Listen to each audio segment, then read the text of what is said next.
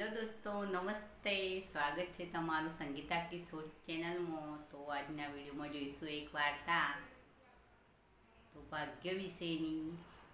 તો એક છોકરો હતો ગરીબ, તેના મા બાપ હતા નહીં અને એકલો જ રહેતો હતો. તે ખૂબ મહેનત કરતો, છતાં પણ તેને એના મહેનતનું પરિણામ એટલે કે એનું જોઈતું કંઈ મળતું નહીં. જેટલી મહેનત કરતો હોય એના પ્રમાણમાં એને કંઈ એટલી આવકમાં મળતું નહીં. તો એને હંમેશા થયા કરતું કે મારું ભાગ્ય મારું સાથ નથી આપતું અને મારી કિસ્મત ખરાબ છે. તો બસ આવા વિચારો સાથે એકવાર રાત્રે સૂઈ ગયો. તો રાત્રે સપનામાં એને એક ભાગ્ય નામનો વ્યક્તિ દેખાયો અને એ વ્યક્તિ એક પર્વતની ટોચ ઉપર રહેતો હતો એવું એને દેખાયું. તો સવારે ઉઠ્યો અને એને વિચાર્યું કે ભાગ્યની પાસે હું જાઉં તો મારું કિસ્મતમાં કંઈક સારું થાય, મારું ભાગ્ય મારું સાથ આપે. એવા વિચારથી એ જવા લાગ્યો. જંગલ સુધી ગયો તો રસ્તામાં એક સિંહ સૂતેલો હતો. સિંહને સૂતેલો જોઈએ તો ડરી પણ ગયો, પણ સિંહે બૂમ મારી કે ભાઈ ઊભો રહે, હું તને કંઈ નહીં કરું, કારણ કે મારામાં એટલી હિંમત નથી કે હું તને કંઈ તારા પર હુમલો કરી શકું, એવી મારામાં હિંમત નથી. તો તું ક્યાં જાય છે? તો પેલા છોકરાએ કહ્યું, જવાબ આપ્યો કે હું ભાગ્યને મળવા જાઉં છું. દૂર પર્વત ઉપર, પર્વતની ટોચ ઉપર ભાગ્ય રહે છે, તો એની પાસેથી હું એ ભાગ્યને મારી સાથે લાવવા માગું છું. તો સિંહે કહ્યું, તું ભાગ્ય પાસે જતો જ હોય તો મારું પણ એક કામ કરતો આવને, કે મારા એક સવાલનો જવાબ શોધતો આવ કે મારી આટલી બીમારી છે, હું ઊભો પણ થઈ શકતો નથી, તો એવું શું હું કરું તો મારી આ બીમારી મટી જાય, આવું પૂછતો આવજે. તો છોકરાએ કહ્યું સારું.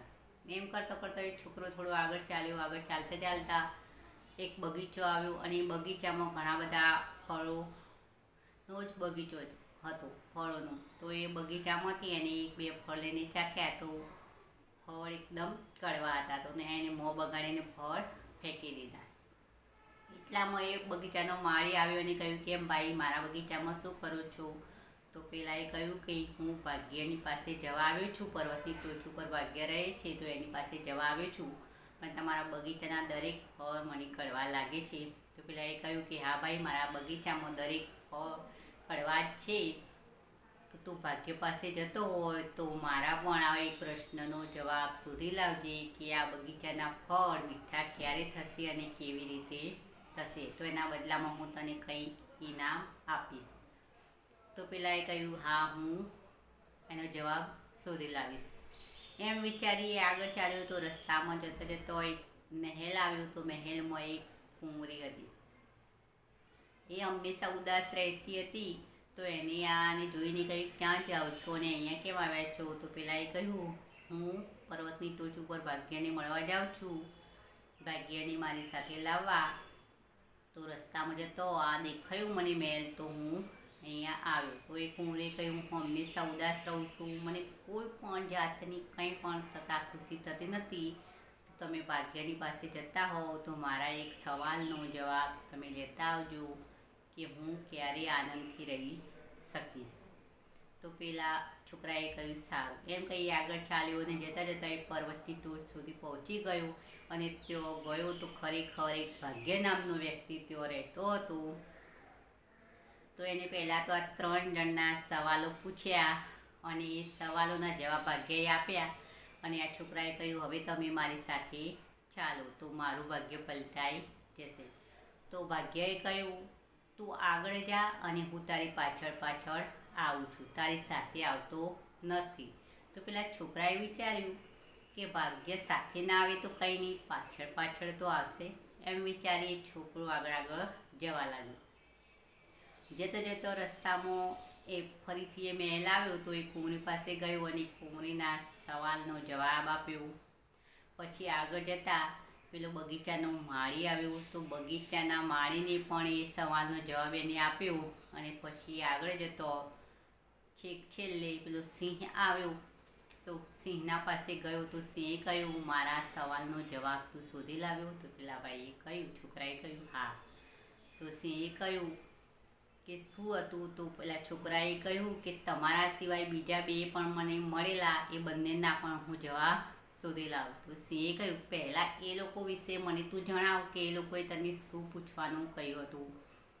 તો પેલા છોકરાએ કહ્યું કે તમારા પછી હું બગીચાવાળા પાસે ગયો અને પછી કુંવરી પાસે છેલ્લે ગયો. તો કુંવરીએ મને એના આનંદથી રહેવાની વાત બતાવી હતી કે હું ક્યારે આનંદથી રહી શકીશ, હંમેશા ઉદાસ રહું છું. તો એ ભાગ્યાએ એ જવાબ આપ્યો કે જે દિવસે એના લગ્ન થશે એ દિવસથી એ કુંવરી આનંદથી જીવન જીવી શકશે. તો એ કુંવરીએ મને એની સાથે લગ્ન કરવાની માગણી કરી કે તમે મારી સાથે લગ્ન કરો તો હું બદલામાં તમને આ રાજમહેલના રાજા બનાવી દઈશ. તો મેં ના પાડી દીધી કે ના, મારું ભાગ્ય મારી સાથે પાછળ પાછળ આવી રહ્યું છે, તો મારે હવે કશાની જરૂર નથી. એમ કહી હું આગળ આવ્યો અને આગળ આવતા પેલા બગીચાના માળી પાસે ગયો. તો બગીચાના માળીના સવાલનો એ જવાબ હતો કે બગીચાની પાસેથી જે પાણીનું ઝરણું જાય છે એના અંદર સોનું છુપાયેલું છે. તો જો આ સોનું બહાર કાઢી નાખવામાં આવે અથવા તો બીજા કોઈ ઝરણામાંથી પાણી લેવામાં આવે તો એ બગીચાના દરેક ફળ મીઠા થઈ શકે. તો આનો મેં એ જવાબ આપ્યો કે ના, પેલા માળીએ મને કહ્યું કે તમે થોડી વાર રોકાવ તો હું એ બધું ઝરણામાંથી સોનું કાઢી નાખું અને એ સોનું તમને આપી દઉં અને તમે એ સોનું લઈ જાઓ અને મારા બગીચાના ફળ બધા મીઠા થઈ જાય. તો મેં એમ કહ્યું કે ના, મારે સોનું જોઈતું નથી, મારી સાથે મારી પાછળ પાછળ મારું ભાગ્ય આવે છે, તો હવે મારે કશાની જરૂર નથી. એમ કંઈ તમારી પાસે આવ્યો છું. તો પેલા સિંહે કહ્યું, મારા સવાલનો શું જવાબ છે? તો એને કહ્યું કે એ ભાગ્યએ એવું કહ્યું છે કે જે દિવસે તમે દુનિયામાં મૂર્ખ વ્યક્તિની ખોપરી ફાડીને ખાશો એ દિવસથી તમારી આ બીમારી ગાયબ થઈ જશે. બસ આ સાંભળતો જ સિંહે સીધો પંજો એ વ્યક્તિના માથા ઉપર માર્યો અને પકડીને કહ્યું, અલ્યા એ તારાથી મૂર્ખ વ્યક્તિ મને બીજો કયો મળવાનો કે તું ભાગ્ય પાસે ગયો તારું કિસ્મત બદલાવા અને તને મોકા બે મળ્યા.